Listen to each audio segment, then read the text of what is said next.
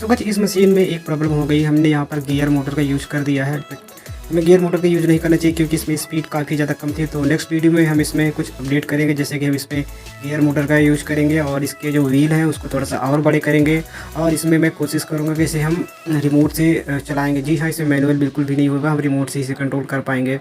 तब तक आप वीडियो को लाइक कर दीजिए और चैनल को भी सब्सक्राइब कर दीजिए। नेक्स्ट वीडियो में मिलते हैं, तब तक के लिए थैंक यू एंड जय हिंद।